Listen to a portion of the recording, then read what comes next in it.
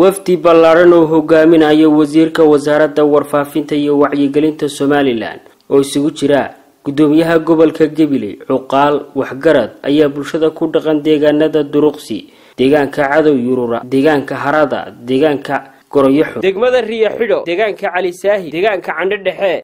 deegaanka Ayjeex deegaanka Bilcille deegaanka Yucubyabo deegaanka Cali Ciise deegaanka Xuseen Xamar iyo degmada Waraabeeye kala qayb galay maalinta toddobaad ee ololaha doorashooyinka madaxtooyada Somaliland oo xisbiga kulmiye u lahaa bulshada ku dhaqan deegaanadaasi ayaa wafdiga ku soo dhaweeyay caleemo qoyan iyo calanka muuqa dheer ee xisbiga talada dalka iyo kulmiye iyo ciyaaraha hidaha iyo dhaqanka ee Jaandheerta cuqaasha waxgaradka dhalinyarada aqoonyahanka gudoomiyayaasha deegaanadaasi iyo labeenta ka soo jeeda deegaanadaasi ayaa wafdigan u horkacaya wasiirka wasaaradda warfaafinta uga waramay sida ay ugu diyaar garoobeen inay codkooda iyo cududooda siiyaan xisbiga talada dalka iyo kulmiye iyo murashax Muuse Biixi Cabdi waxaanay dhamaantoodba bulshadaasi ay xisbiga kulmiye iyo xukuumadda madaxweyne Axmed Maxamed Maxamuud Silaanyo uga mahadnaqeen waxqabadka baaxadda leh ee xukuumadda Axmed Silaanyo ka hirgelisay deegaanadaasi hawdka gobolka Togdheer aanu saaka isku soo raacnay oo aanu ku midownay haddaanu duruqsinahay iyo cuqaasheedii iyo gudoomiyaasheedii iyo waxgaradkeedii shacabkeediiba maalinta xisbiga inaanu kulmiyanahay bin horta marka hore isku raacnay waxaanu isku raacnay inaanu cod ka siinayno xisbiga kulmiye maalinta isniinta waxaan hubaa inaynu kaga cod badanayno xisbiga wadani magaalada Yucubyabo waxaan hubnaa oo Somaliland isku raacday oo atiifiyada ka aragteen oo amara ka tihiin in xisbiga kulmiye soo baxayo madaxweynaha maanta jooga Axmed Maxamed Maxamuud Silaanyo abaal weyn buu duruqsi ku leeyahay abaal weyn bay xukuumaddiisu ku leedahay abaal weyn buu xisbigiisu ku leeyahay abaal weyn buu ku leeyahay mujaahidka uu naga tagay uu doorta kaasa dalka uga gaabin karay baahay waxa lagu noqonayaa midnimo himilo in lagu gaaro himilada noocaas waxa lagu gaaraya wada tashi iyo in la noqdo qarannimo oo aan noqon reer ilaa tuulada leeyahay Cayuura ilaa taa maanta joogno xisbigu uu taxayay codkiisuna uu siinaya halka hadii leeyahay ku yimi oo aydu aatiyeen xuduudkii oo ida xagga axma ka ogeed waxaanu idin sheegaa dalka iyo dadku waa kulmiye waad ku mahadsantiin sharaf baa idin ka muuqata cidina ka horeysa ma jirto wixii laynu ku bartay ama dadka ilaahay idin kaga fadlay de ilaa kale loo baahay waxaan u ololeynaa xisbiga kulmiye laakiin cod wanaagsan oo sharaf leh oo qiimo leh oo bari ragga maanta u hadlaya oo ku xisaabtama waxna ku soo gooyay ilaa kale loo baahay waxaanu wadnaa siyaasiga weyn ee qaaliga ah ee cid waliba taqaano ee islaamaha iyo caruurta iyo odayaasha iyo dhalinyarada mid walba la dhaqmay ee la soo dhaqmay ku dhex jira ee la yiraahdo Muuse Biixi Cabdi ee ka sharaxan xisbiga kulmiye ayaanu wadnaa ka ina siisaan Muuse Biixi Cabdi oo aydan calaamadiisa garan waayin oo aydan kaadkiinu idinka habsaamin maalinta la codeynayo oo codka siisaan Muuse Biixi Cabdi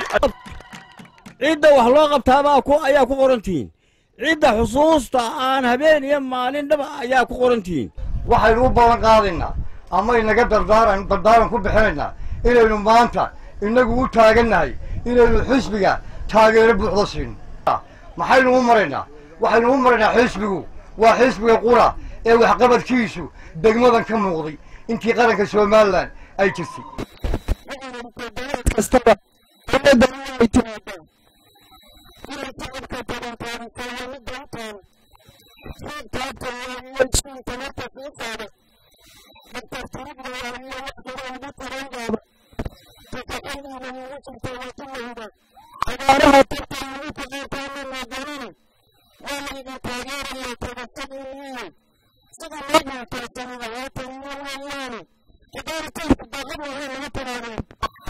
tilmaamaha habboon waan ku taliyaa ninba wuxuu taraa yaa khalqiga loo tixgeliyay mid wanaag tabcaday yaa abaal togan la siiyay taariikhda waxa loo gashaa taxaniisi ha guulaysto ha kaco ha karo waynu koorinay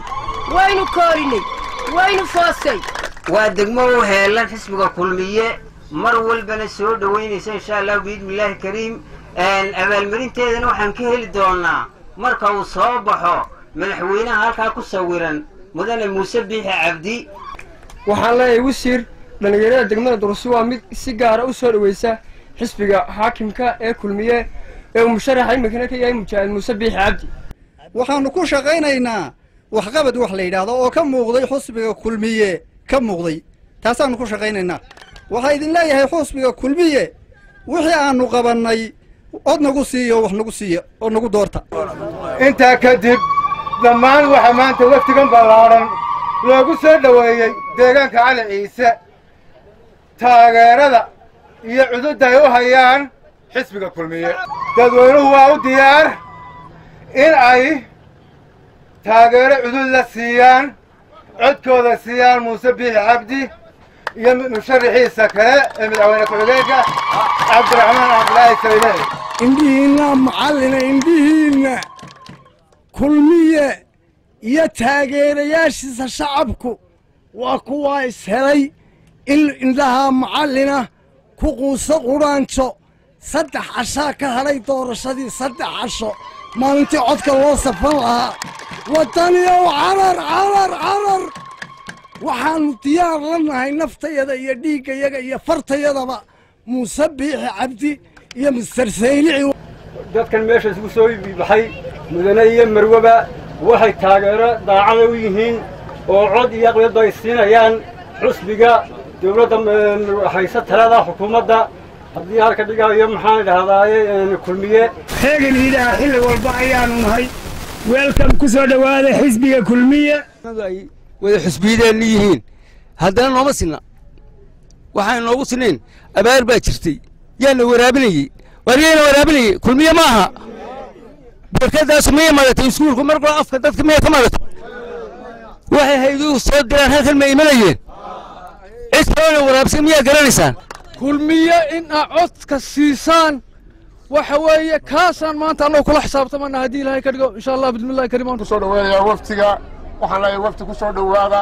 magaalada haradu waa magaaladaadii soo dhaweysay waa magaalo wanaagsan calan khayr qaba ayaanu ilaahay ka baryaynaa aanu ka rajaynaynaa iyo nabadgelyo iyo biixi heela waxaa loo socdaa waa barnaamijkan soo gabagaboobay ololaha doorashada markaa sidii kaadh iyo wax loo taabashayn lahaa idinku geli lahayd istaan biyo hawlo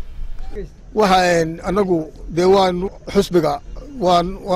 diyaar baanu nahay anagu dee diyaar baanu nahay wixii anaga xagga nooga baxdo haddii ilaahay ka dhigo cod ayay idinka doonayaan codkaas xusbiga iyo taageeradiisa waynu haynaa iyagana socdaalkooda waynu ku hambalyeeynaa degmada Riixiro waxaa idin diyaara maamulkeedii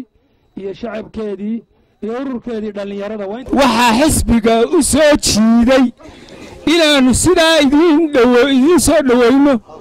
oo aanu idin taageero waxa u soo jiiday Cabdi Saqadhi. waxaan nahay anagu dhalinyarada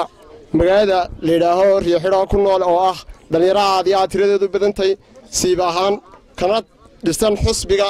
kulmiye. xisbiga kulmiye waa xisbiga ku soo dabaalay wadankeena Jamhuuriyadda Soomaaliland nabadgelyada. haddaan nahay reer iyo ciyabo waan aragtaan kulmiye horaan u ahayn raggii soo saaraanu nahay 1500 oo cod buu ka helay maantana 2000 oo cod 3000 oo cod ay ciyabo waxaan doonayaa inuu 2000 iyo bar qaato. dad wanaagsan joogaan ku soo dhawow waa wadankiini waa codkaanu disiinayna ilaahay waxaanu ka baryaynaa ilaahay inuu idinku guuleeyaa waxaan odayga reer caw halkan uga wadaynaya xafiiska kulmiye aad oo ayagu waan anagu xisbiga kulmiye halkan baan ugu jiray ilaa iyo goortii 2000 la bilaabay mar qura xisbi kale kamaan muuqan waa mahad ilaahay imikana waxaan leeyahay xisbiga waan la soconaa xisbigu kii markii hore dawladda ahaa weeye dee maantana waa dawladdu marka waxa weeyaan ku soo dhaweynaa hor wasiirka wasaaradda warfaafinta Cismaan Cabdilaahi Saxardiid Cadaani gudoomiyaha gobolka Gabiley iyo mas'uuliyiin kale oo kamid ahaa wafdigan uu hogaaminayay wasiirka warfaafinta Soomaaliland Cismaan Cabdilaahi Saxardiid Cadaani oo goobo fagaara kala hadlay bulshada ku dhaqan deegaanadaasi Duruqsi Cadow Yurura deegaanka Harada deegaanka Ayjeex deegaanka Bilcille deegaanka Yucubyabo deegaanka Cali Ciise deegaanka Xuseen Xamar deegaanka Goroyaxun iyo degmada Waraabeeye ayaa bulshadaasi kula dardaarmay inay codkooda siiyaan murashax Muuse Biixi Cabdi maalinta 13 bisha November iyagoo sidoo kalena mas'uuliyiintani tilmaamay in deegaanadan xisbiga kulmiye iyo xukuumaddiisu ay ka dhiseen mashaariic horumarineed oo tiro badan. aad iyo aad baan idinku mahadnaqaynaa walaalayaal waxaan ku faraxsannahay sida wanaagsan ee mugga iyo miisaan kale ee aa u muujiseen taageerada aa u haysaan xisbiga kulmiye waxa weeye inaan codkeenna ku hubsanno waxaa muujiseen taageerada aa u haysaan xisbiga kulmiye ayaa muujiseen waa ku mahadsantihiin sida fiican ee wanaagsan ee mugga iyo miisaanka leh ee waftiga wasiirka warfaafintu madax noogu yahay aan noo soo dhowayseen ayaan aad iyo aad idinka mahad celinayaa raashin iyo biyo joogta ah dowladda kulmiye ee axmed maxamed maxamuud siilaanyi oo madaxda ka yahay ayaan ka keenay waxaan ka keenay xisbiga kulmiye ayaan ka keenay ninka musharaxa ee muuse biixi cabdi maanu isku jabhadiina ahayn asxaabna aanu ahayn oo waxoogaa aqoon dheeraada aanu leeyahay waynaga galay 3 maalmood oo ugu dambeeyay maalintii ugu dambeysay baynu maraynaa walaalayaal saa idiin wada sheegay aan ku hubino sanduuqa aan ku hubino walaalayaal muuse biixi cabdi muuse biixi cabdi bulshadu ka soo dhex baxay waa mujaahid dhaba carruurtuu ka soo dhex baxay hooyooyinku ka soo dhex baxay ummaddeenu ka soo dhex baxay waxa weeyaan mujaahid muuse biixi cabdi ninkii nala joogay dalka waxa weeyaan ninkii haddii beed maayo soo dhaawacmay soo dhintay waxa weeye waa nin shiraban waa nin tababar waxaanu anagu wadnaa xisbi qaranka jamhuuriyadda Soomaaliland oo dhammi ay ku midowday oo ay ku bahawday oo kuwa u ololeynaya reer walba ay ka siman yihiin waxaan shaki ku jirin in xisbiga kulmiye bisha 13keeda uu noqonayo madaxweynaha ka soo baxaya mujaahid muuse biixi cabdi taa iyada shaki ma jiro marka waxaan idin sheegayaa ku abshira reer bulxulow intiina xisbiga reer kulmiye ballan baan idinka qaadaya 14keeda marka inaad qosol aad u dhacdaan ballan baan idinka qaadaya waxa weeye rag badan oo imika meelaha xisbiga ka dacaydeeya ayaa idin magasan doona oo odhan doona sidaas uma aanaan moodeyn waxa weeye xisbiyada waxaa loogu talagalay oo loo samaystay in qabaa'ilka lagaga baxo tollaayeedan maalayacniga ah ee aan meel la gaadhsiisnayn ee aan dal kale jeexi karin hadda basasha ma garanaysa ya wallahi inaanay kale jeexi karin taa Somaliland way ka gudubtay oo way ka baxday Somaliland subulatay baa jirta oo dhisanaysa qaran jira oo lagu walaaloobay oo ka shaqeynaya wada noolaashaha iyo waxa la isu yahay kaasaana madaxweyne dooran kara ee mid tollaaye iyo qabiil baan ku dooranaya jiri mayso xisbiga qabiilka ku musanaabaana ballan baan kaaga qaadaya inaanu jirayne aanu u dhacayo oo aanu aaye iyo mustaqbal qarankan jamhuuriyadda Soomaaliland aanu ku lahayn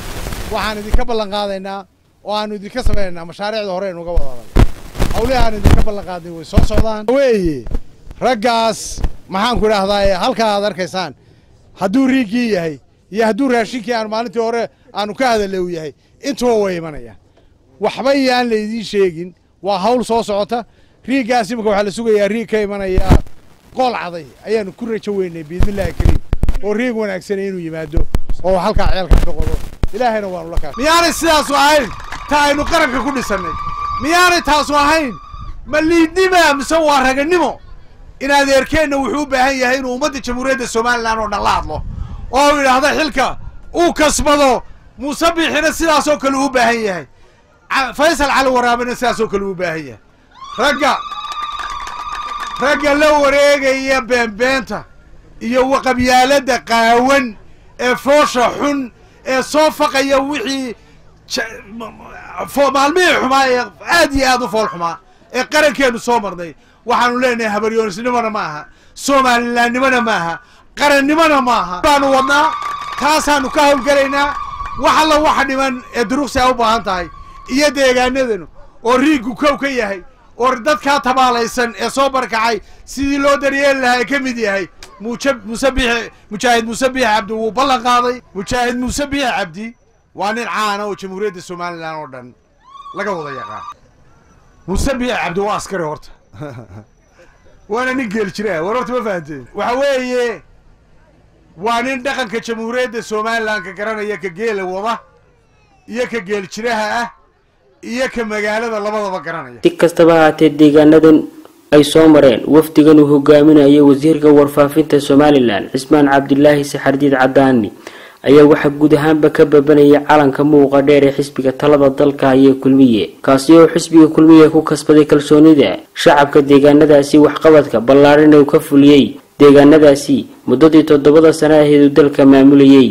Khaliil Barawraan TV-ga qaranka Somaliland magaalada Burco.